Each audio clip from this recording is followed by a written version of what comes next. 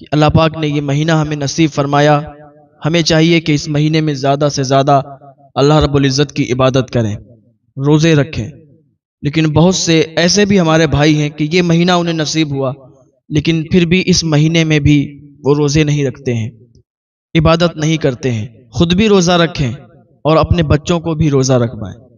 چھوٹے چھوٹے بچے میں نے دیکھے ہیں، وہ ان کے اندر جذبہ ہوا کرتا ہے، ایک جذبہ ہوتا ہے، گھر پہ ماں سے کہتے ہیں ماں ہم بھی روزہ رکھیں گے، کیونکہ بچہ دیکھتا ہے کہ گھر والے کس طریقے سے رہ رہے ہیں، گھر پہ کیا رہن سہن ہے، بچہ دیکھتا ہے، اس کے اندر وہ اثر پیدا ہوتا ہے۔ آپ اپنے بچے کی جتنی اچھی تربیت کریں گے آپ کا بچہ اتنا ہی اچھا ہوگا۔ شکل صورت نہیں دیکھی جاتی ہے، بس تربیت دیکھی جاتی ہے کہ اس کی تربیت کیسی ہوئی ہے۔ انسان کی شکل کیسی بھی ہو، صورت کیسی بھی ہو، لیکن سیرت اچھی ہونی چاہیے۔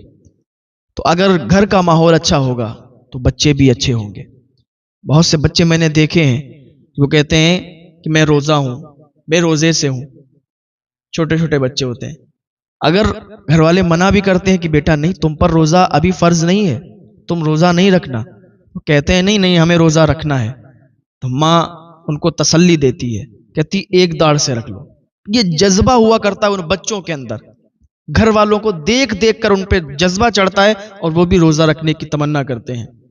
تو ایک بچہ اس کے اندر اتنا جذبہ ہے کہ وہ روزہ رکھنے کی تمنا کرتا ہے، تو اللہ تعالیٰ نے تم پر روزے فرض کیے ہیں اور تمہیں تمنا نہیں ہوتی، تمہیں آرزو نہیں ہوتی کہ تم روزہ رکھو۔ کیسے انسان ہو تم کہ اللہ تعالیٰ نے رمضان شریف کے روزے فرض کیے ہیں اور رمضان شریف کا مہینہ نصیب کیا، پھر بھی روزوں سے اتنے دور ہیں۔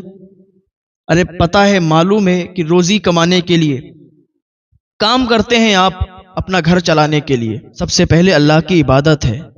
اللہ تعالیٰ نے جو چیزیں فرض کی ہیں ان کی ادائیگی پہلے ہے، اس کے بعد میں آپ رزق حلال کے لیے نکلیں، منع نہیں ہے آپ کو۔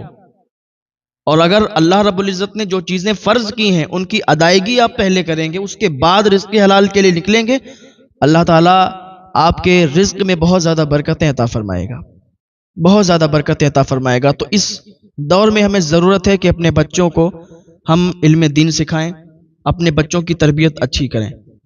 مجھے بات ذہن میں آئی کہ ڈاکٹر اقبال نے 3 باتیں بتائیں کہ اپنے بچوں کو 3 باتیں ضرور سکھا دینا۔ اگر کسی نے اپنے بچوں کو 3 باتیں سکھا دی تو واقعی ان کے بچے کے دل سے کوئی حضور کی محبت نہیں نکال سکتا۔ اگر وہ 3 باتیں اپنے بچوں کو سکھا دیں، یاد رکھ لینا، بہت ضروری بات ہے۔ سب سے پہلی بات یہ ہے کہ آپ اپنے بچے کو درود شریف پڑھنا سکھائیں۔ پہلی بات ڈاکٹر اقبال نے بتائی کہ اپنے بچوں کو درود شریف پڑھنا سکھائیں۔ جب آپ کا بچہ درود شریف پڑھے گا تو اسے حضور سے پیار ہو جائے گا، حضور سے محبت ہو جائے گی۔ ارے بھائی، درود شریف کی فضیلت بہت اعلیٰ ہے، بہت زیادہ درود شریف کی فضیلت آئی ہے۔ اگر صرف درود شریف پر ہی بولا جائے تو کافی ٹائم اس پر ہی گزر جائے گا۔ درود شریف کی بہت زیادہ فضیلت ہے۔ درود شریف ایک ایسی دعا ہے کہ کوئی دعا آپ کو پتہ نہیں کہ وہ قبول ہوگی یا نہیں ہوگی، لیکن درود شریف ایک ایسی دعا ہے کہ ادھر بندہ پڑھتا ہے اور ادھر مقبول ہو جایا کرتی ہے۔ اللہ پاک ارشاد فرماتا ہے، ان اللہ و ملائکتہ یصلون علی النبی یا ایھا الذین آمنوا صلوا علیہ وسلموا تسلیما۔ ایسا کوئی عمل نہیں ہے کہ جو بندے کو کرنے کے لیے بولا جائے، بندہ اس کو کرتا ہو اور پھر وہ اللہ رب العزت بھی کرتا ہو۔ اللہ تعالیٰ نے یہ نہیں ارشاد فرمایا کہ اے میرے بندے تو نماز پڑھ، میں بھی نماز پڑھتا ہوں، اے میرے بندے تو روزے رکھ، میں بھی روزے رکھتا ہوں، اے میرے بندے تو حج کر، میں بھی حج کرتا ہوں، اے میرے بندے تو زکوٰۃ دے، میں بھی زکوٰۃ دیتا ہوں۔ اللہ تعالیٰ نے ایسا نہیں فرمایا۔ کوئی عمل نہیں جو اللہ رب العزت نے فرمایا ہو کہ پہلے میں کرتا ہوں پھر تمہیں حکم دیتا ہوں، میں کرتا ہوں تم بھی کرو۔ لیکن واحد ایک درود شریف ہے کہ جس کو اللہ رب العزت بھی پڑھتا ہے، اس کے فرشتے بھی پڑھتے ہیں، اور ہم سب کو پڑھنے کا حکم اللہ پاک نے دیا ہے۔ تو درود شریف کی بہت ساری فضیلتیں آئی ہیں۔ ڈاکٹر اقبال نے بتایا کہ پہلی چیز کہ اپنے بچوں کو درود شریف سکھاؤ۔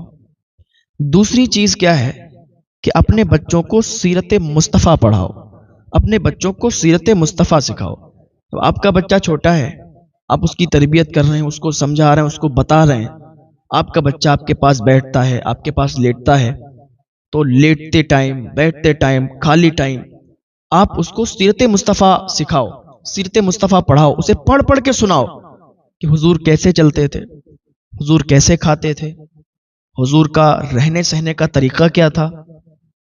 تو اگر جب بچہ آپ کا سیرت مصطفیٰ پڑھے گا، سیرت مصطفیٰ سیکھے گا، تو اسے حضور سے پیار ہو جائے گا، حضور سے محبت ہو جائے گی، پھر آپ کا بچہ بگڑے گا نہیں۔ جب آپ اس کی ایسی تربیت کریں گے اور حضور کی باتیں بتا بتا کے اسے سمجھائیں گے، تو اسے حضور سے بھی پیار ہو جائے گا اور اپنے ماں باپ سے بھی پیار ہو جائے گا، اور اپنے بڑوں کا ادب بھی اسے پتہ چل جائے گا۔ وہ سیکھے گا، وہ پڑھے گا کہ واقعی حضور کا انداز کیا تھا، حضور کا چال چلن کیسا تھا، حضور کا اخلاق کیا تھا۔ بھائی حضور کا اخلاق، دنیا میں ایسا کسی کا اخلاق نہیں جیسا حضور کا اخلاق۔ اخلاقی معیار میں حضور کی ذات سب سے اعلیٰ، ہر معیار میں حضور کی ذات سب سے اعلیٰ۔ اعلیٰ حضرت فرماتے ہیں سب سے اعلیٰ بوالا ہمارا نبی، سب سے بالا بوالا ہمارا نبی، کیا خبر کتنے تارے کھلے چھپ گئے، پر نہ ڈوبے نہ ڈوبا ہمارا نبی، اور کون دیتا ہے دینے کو منہ چاہیے، دینے والا ہے سچا ہمارا نبی۔ اور آخر میں کہتے ہیں غمزدوں کو رضا مزدہ دیجئے کہ ہے، بے کسوں کا سہارا ہمارا نبی۔ حضور کی شان نرالی ہے، حضور کی ذات نرالی ہے، حضور کے جیسا کوئی نہیں، حضور جیسا کوئی نہیں، میرے مصطفیٰ جیسا کوئی نہیں۔ اگر حضور نہ پیدا ہوتے تو یہ دنیا نہیں بنتی، یہ شجر، یہ حجر، یہ زمین، یہ آسمان کچھ نہیں بنتا۔ اللہ پاک فرماتا ہے لولا محمد لما خلقت آدم، کہ اگر محمد عربی کو نہ پیدا کرتا تو آدم کو بھی وجود نہ بخشا جاتا، آدم کو بھی پیدا نہ کیا جاتا، نہ زمیں ہوتی نہ زماں ہوتے، نہ مکی ہوتی نہ مکاں ہوتے، نہ شجر ہوتے نہ حجر ہوتے، نہ چرند ہوتے نہ پرند ہوتے، نہ پہاڑ کی سختی ہوتی، نہ موم کی نرمی ہوتی، نہ زمین کی پستی ہوتی، نہ دریا کی روانی ہوتی، نہ موجوں کی طغیانی ہوتی، کچھ نہیں ہوتا۔ اگر حضور نہ ہوتے تو کچھ نہیں ہوتا۔ میرے بریلی کے امام کہتے ہیں وہ جو نہ تھے تو کچھ نہ تھا، وہ جو نہ ہو تو کچھ نہ ہو، جان ہے وہ جہان کی، جان ہے تو جہان ہے۔